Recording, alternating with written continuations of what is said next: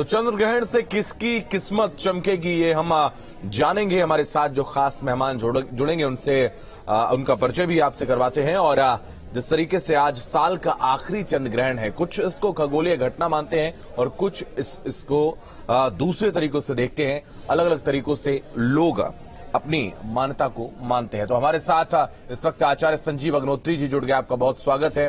चंद्र ग्रहण की अनोखी तस्वीरें अब से कुछ देर में लगातार हम आप तक पहुंचाएंगे और भारत में भी दिखेगा साल का आखिरी चंद्र ग्रहण। न्यूज स्टेट पर लगातार ये मेगा कवरेज जो है वो जारी है। संजीव जी, मैं आपके पास आऊंगा। सवाल यही है कि चंद्र ग्रहण अपने अपने तरीके से लोग इसको देखते हैं। कुछ लोग इसको खगोलीय घटना देखते हैं, कुछ लोग अपनी मान्यताओं के अनुसार इसको मान्यता देते हैं। आप कैसे देखते हैं, क्या मानना है आपको और कैसे ये जातकों पर असर डालेगा? देखिए, ये चंद्र ग्रहण जो है भागवत जी का एक प्रसंग है। उसमें जब अमृत निकला था तो अमृत का जो बंटवारा भगवान मोहिनी जी के माध्यम से हो रहा था, तो उस समय क्योंकि देवताओं की पंक्ति अलग थी और दैत्य लोगों की अलग थी, तो देवताओं की पंक्ति में अमृत को भगवान मोहिनी जी बांट रहे थे।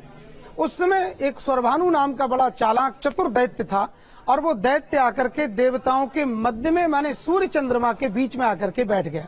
और क्योंकि भगवान कहते हैं कि किसी पंक्ति भेद नहीं करना चाहिए, तो भगवान ने उसको भी परोस दिया। तो सूर्य चंद्रमा ने इशारा किया कि प्रभु ये तो राक्षस है, ये देव नहीं है। तो भगवान ने फिर सुदर्शन से उसकी गर्दन काट दी।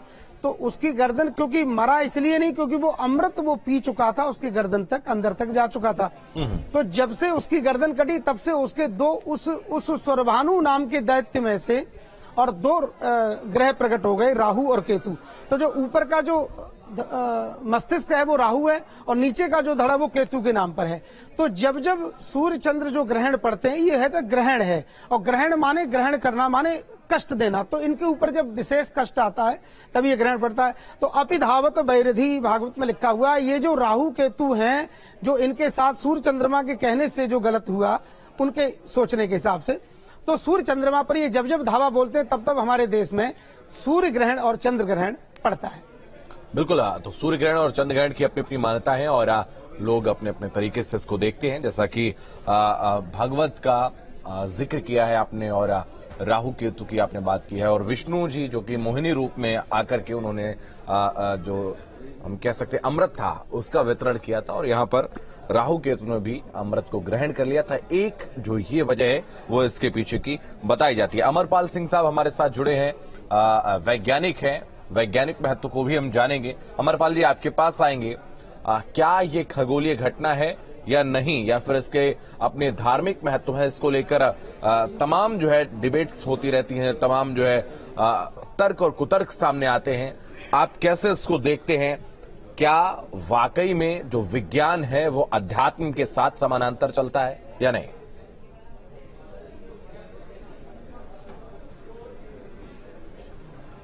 देखिए, सबसे पहले मैं ये बताना चाहूंगा, ये एक एस्ट्रोनॉमिकल इवेंट ही होती है। ये विशुद्ध रूप से खगोल वैज्ञानिक घटनाएं होती हैं जिनके पीछे पूरा मैथमेटिक्स होता है, इनकी गणित होती है कि साहब की। अब होता क्या है कि जब जैसे अब आप ग्रहण जो हैं वो तभी घटित होते हैं जब तीन बॉडी एक सीधी रेखा में आती हैं। अब बीच में जो है जब पृथ्वी आ जाती है तो सूर्य की जो लाइट है वो सीधी मून पर पड़ रही होती है, तो सीधी मून पर ना पड़ करके पृथ्वी की छाया जो है वो चंद्रमा पर पड़ती है। वो छाया जो है उसी को आप लोग जो है या हम लोग सभी लोग उसे जो है ग्रहण का नाम देते हैं, और इसे जो है आप चंद्र ग्रहण कहते हैं। तो ये विशुद्ध रूप से खगोलीय घटनाएं होती हैं जिन पर अध्ययन किया जाता है, और ऐसा अभी तक कोई प्रूफ किसी के पास नहीं है कि इनका मानव शरीर पर क्या प्रभाव पड़ता है। और ज्योतिष शास्त्र में आप लोग जो आचार्य जी हैं ये इसका मानव पर पड़ने वाले प्रभाव का अध्ययन करते हैं, लेकिन एक्चुअल में अभी तक कोई वर्ल्ड साइंटिफिक कम्युनिटी जो विश्व वैज्ञानिक समुदाय में ऐसा कोई भी रिसर्च पेपर सामने नहीं आया है जिसका किसी सेलेस्टियल बॉडीज का किसी चीज का कोई मानव पर प्रभाव पड़े। अगर प्रभाव पड़ता है तो जैसे आप शनि ग्रह सैटर्न है तो रिंग्स ऑफ सैटर्न है और पूरा सैटर्न गैसेस जायंट है, 79 मून्स है उसके। तो अगर ऐसा है उसका कोई प्रभाव पड़ रहा है तो जो हमारे पड़ोसी देश हैं जो हमें परेशान करते हैं उन पर उन्हें लगा दिया जाए शनि ग्रह को, तो बाकी हमारी आर्मी तो सेफ रहेगी। तो उनका प्रभाव उन पर डालें आप लोग, ऐसा भी तो कर सकते हैं। लेकिन ऐसा क्यों नहीं होता कि यहीं पर प्रभाव पड़ रहा है। तो ये देखिए होता क्या है, ये अपनी अपनी मान्यता है। विज्ञान किसी भी धर्म के सामने नहीं खड़ा है। विज्ञान का मतलब ये होता है बेधन ज्ञान, बेमानी छुपा हुआ, ज्ञान मानी ज्ञान। जो छुपे हुए की परख कराए, जानकारी कराए, उसका रिसर्च, गवेषणा, अनुसंधान कराए, आपको भान कराए, वही तो विज्ञान है।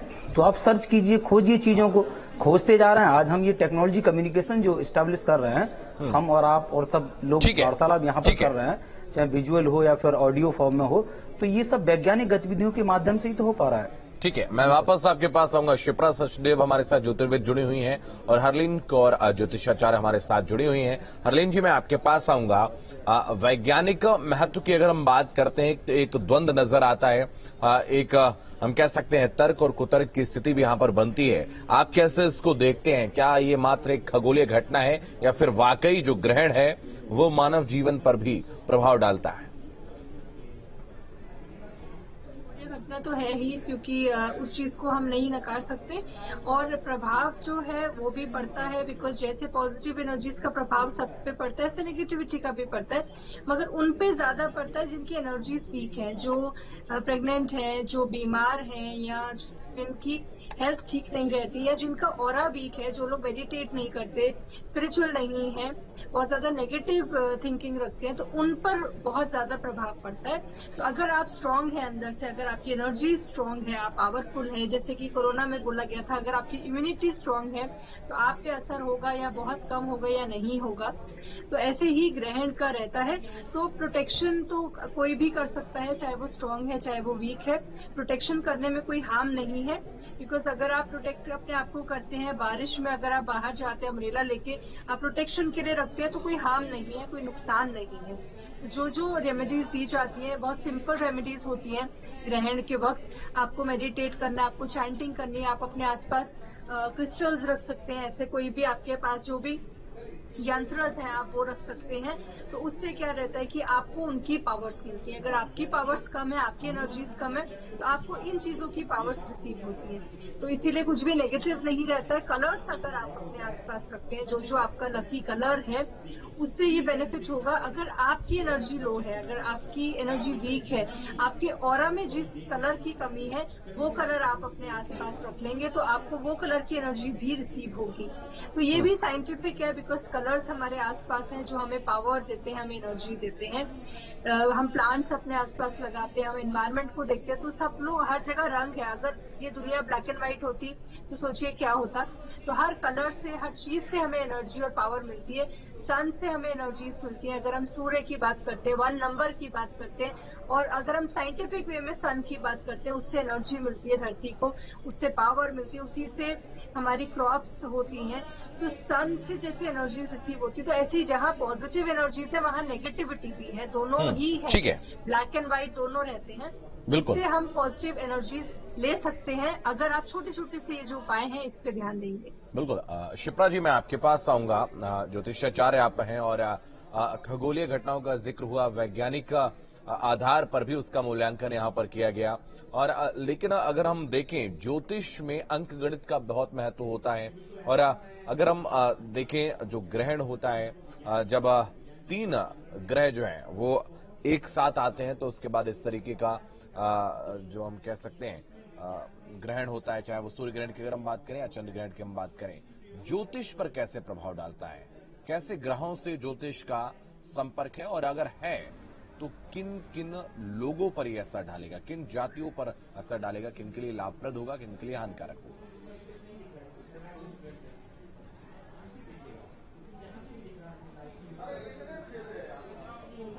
देखिए, जो इसका इम्पैक्ट पड़ रहा है, ये अगर हम बात कर रहे हैं कि ये जो ग्रहण है ये मेष लग्न पे पड़ रहा है, इस बार मेष लग्न में लगा है। तो मेष लग्न में लगने का मतलब ये हुआ है कि जो मेष लग्न होता है वो जब हम कुंडली देखते हैं तो कुंडली में काल पुरुष माना जाता है, काल पुरुष की कुंडली मानी जाती है, और काल पुरुष की कुंडली में ये ग्रहण लग रहा है।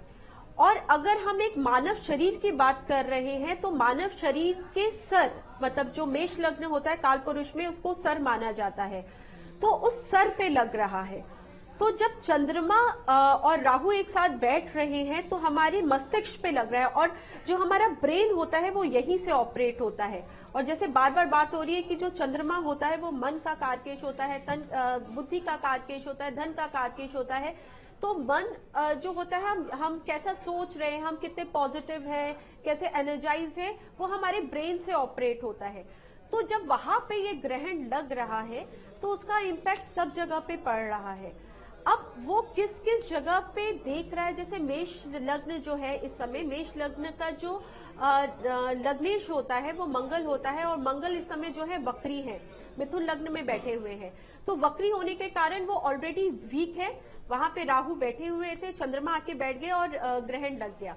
तो इसका इम्पैक्ट बहुत सी राशियों पे आ रहा है, और मेष लग्न में लगने के कारण, यानी कि काल पुरुष में लगने के कारण इसका इम्पैक्ट शरीर के भी बहुत से अंगों पे पड़ रहा है, और मानव समाज पे भी इसका इम्पैक्ट काफी पड़ रहा है। बिल्कुल, बने रहिए हमारे साथ। संजीव जी, मैं आपके पास आऊंगा। सवाल यही है कि शाम लगभग 4:30 बजे से, अब से कुछ देर में इसकी शुरुआत हो जाएगी भारत में भी, और बाकी जगहों पर भी। विदेशों में अगर हम बात करें तो कई जगहों पर चंद्र ग्रहण जो है वो देखा जा सकता है। अभी भी नासा भी लगातार तस्वीरें जो है वो सार्वजनिक कर रहा है। हमेशा से एक विरोधाभास की स्थिति बन जाती है। जैसे सबसे पहले मैं आपके पास ही आया था, शुरुआत की थी जब मैंने वैज्ञानिक आधार पर और अध्यात्म के आधार पर, या हम देखें इसको ज्योतिष के आधार पर, तो एक विरोधाभास की स्थिति बनती है। इसको कैसे देखते हैं आप? देखिए, असल में देखो, विरोधाभास होना नहीं चाहिए, क्योंकि ये मानवीयता नहीं है।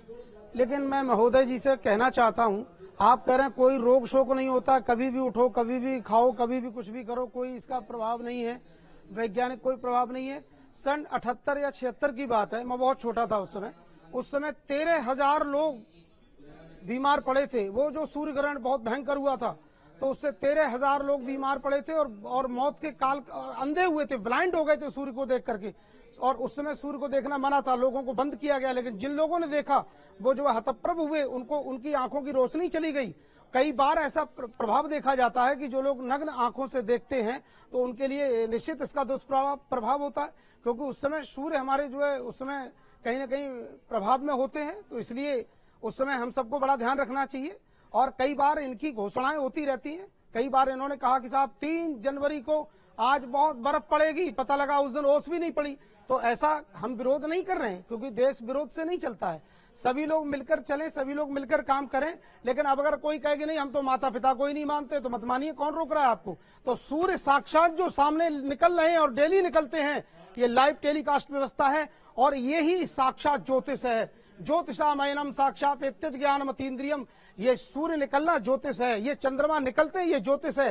सारी गणना चंद्रमा के नक्षत्र के आधार पर होती है, सारी गणना सूर्य के नक्षत्र के आधार पर होती है, और नक्षत्र के हिसाब से आज ग्रहण पड़ रहा है, उसका क्या प्रभाव है और कब है, ये ज्योतिष ने ही निर्धारित किया। ये किसी विज्ञान ने निर्धारित नहीं किया कि ग्रहण इतने बज के इतने मिनट पर पड़ेगा। ये ज्योतिषीय वार्ता है।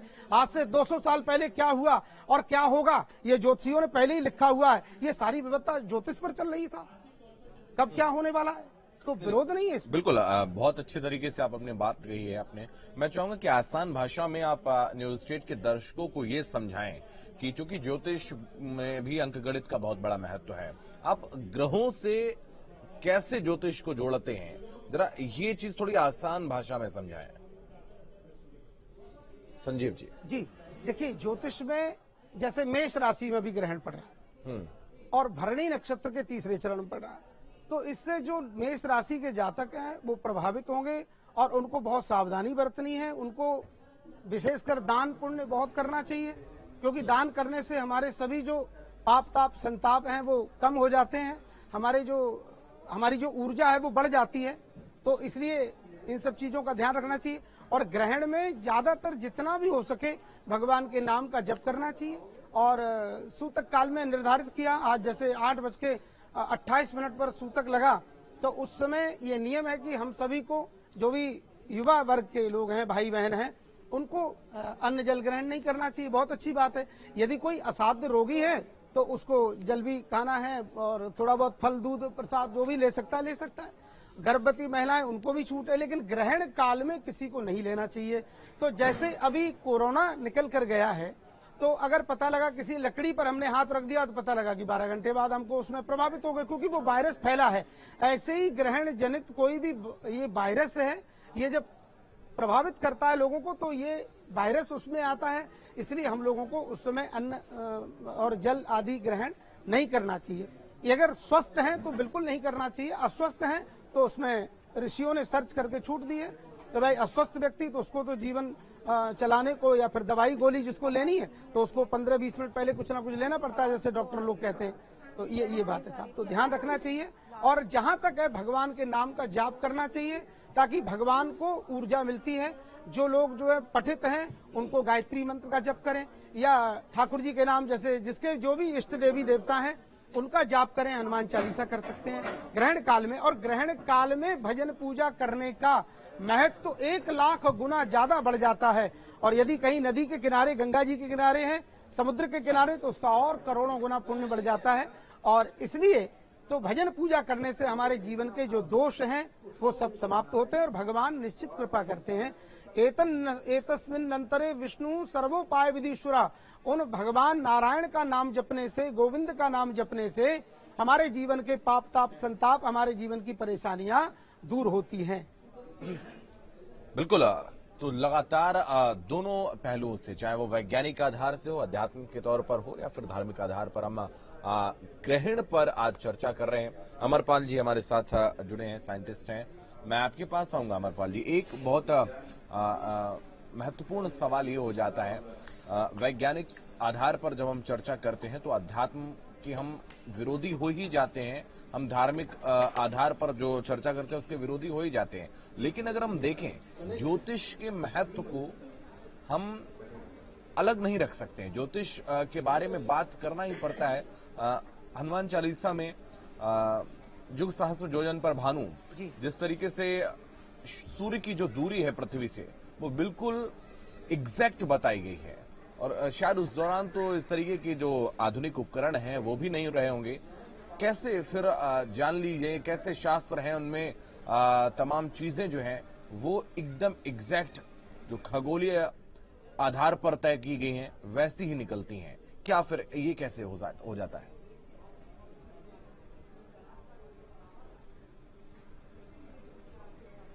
देखिए, इनके पीछे मैथमेटिक्स होती है। जो हमारे एंशिएंट एस्ट्रोनॉमर्स हैं, प्राचीन खगोल वैज्ञानिक हैं, उनकी खगोलीय गणनाएं हैं इनके पीछे, उनकी रातों दिन की कड़ी मेहनत है इनके पीछे।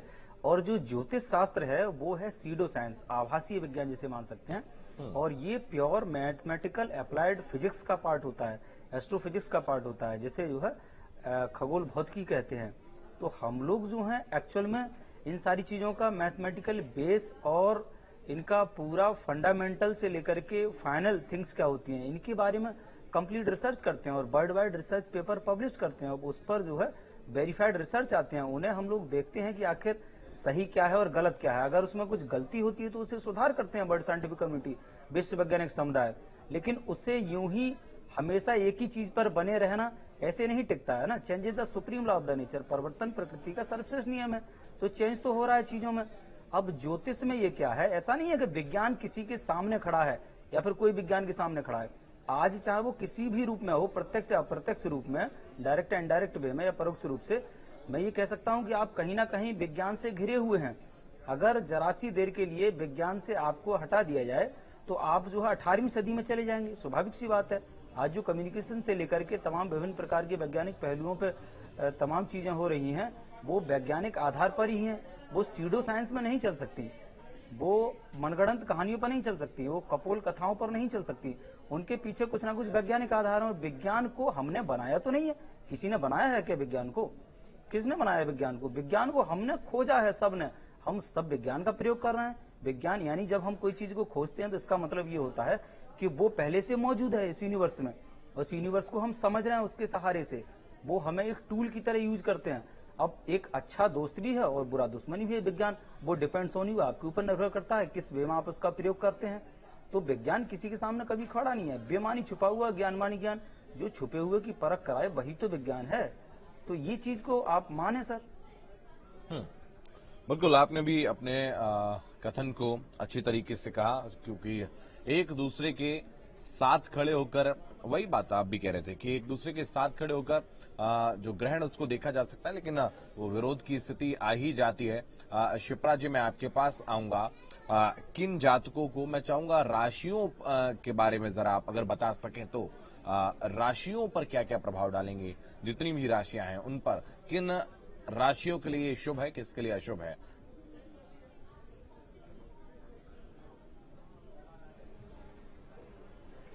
जी, सबसे ज्यादा जो इम्पैक्ट पड़ रहा है वो मेष राशि के ऊपर पड़ रहा है, क्योंकि मेष राशि में ही ये ग्रहण पड़ रहा है। तो मेष राशि के जातकों को विशेष ख्याल रखने की आवश्यकता है।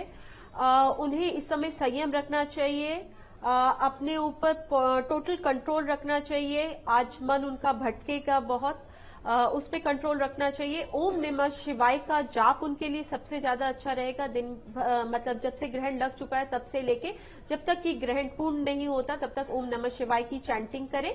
अगर खुद नहीं कर सकते हैं तो कुछ लगा लें कि जिसमें कि मंत्र चैंटिंग लगा लें, ताकि सराउंडिंग एटमॉस्फेयर भी जो है वो पॉजिटिव होता रहे। और आज के दिन अगर वो लाल कलर के कपड़े पहनते हैं तो उनके लिए काफी शुभमय रहेगा। दूसरी आती है वृषभ राशि।